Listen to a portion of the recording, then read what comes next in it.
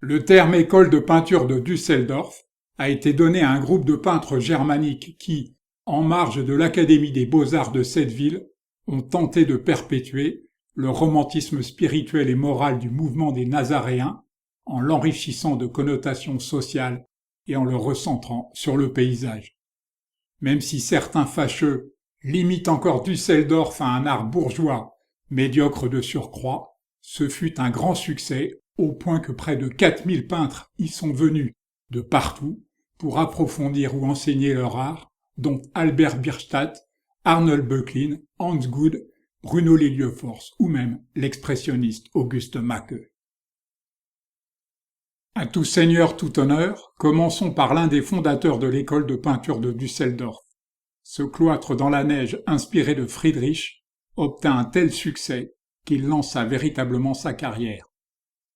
Ce paysagiste prussien compte parmi les premiers membres de l'école, dont il deviendra professeur avant de finir son existence comme directeur de la nouvelle Académie des beaux-arts de Karlsruhe.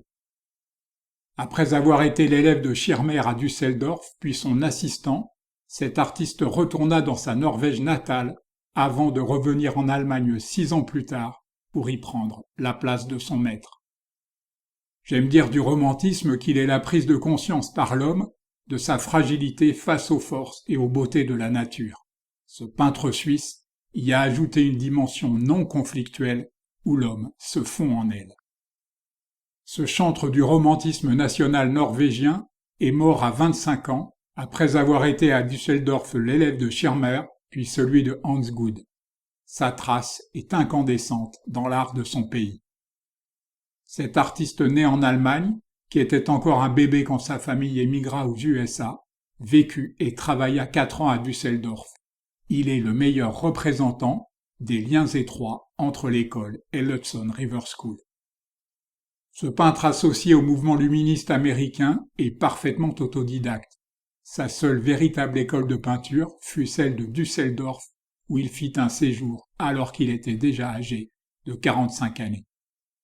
Ce paysagiste norvégien est de ceux qui ne quittèrent jamais Düsseldorf après s'y être rendus. Il fut l'élève de Hans Gude à Christiania, aujourd'hui Oslo, et c'est Gude qui l'emmena en Allemagne. Cet artiste est considéré dans son pays comme le plus remarquable des peintres suédois de l'école de Düsseldorf. Il avait pour but de fonder une école chez lui, mais sa maison fut détruite par un incendie. Je vous parlais récemment de la singularité de Böcklin, qui passa 2 ans à Düsseldorf. Peut-on imaginer plus éloigné des préoccupations de l'école que le symbolisme teinté de moquerie du peintre suisse? Le petit frère d'Andreas Aschenbach est né et décédé à Düsseldorf. N'en concluez pas qu'il avait un goût très limité pour les voyages, car ce qui transparaît dans ses paysages, c'est sa fascination pour l'Italie. Ce peintre suédois a eu les honneurs du Petit Palais en 2024-2025. Avant de rejoindre la colonie d'artistes nordiques à Grès-sur-Loing, il passa à Düsseldorf dans le but d'y parfaire sa technique animalière.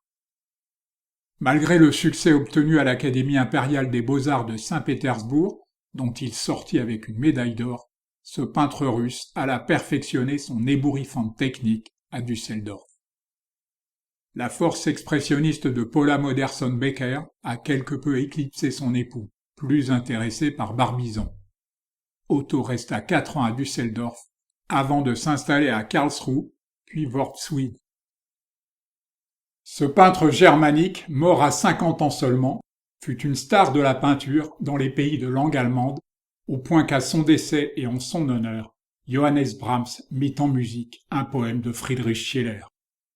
Avec Auguste Macke, nous aurons vu les plus prestigieux des peintres à être passés par l'école de Düsseldorf. Dans 2 autres volets à venir, je vous proposerai de passer en revue quelques-uns des moins connus, et je vous promets des surprises.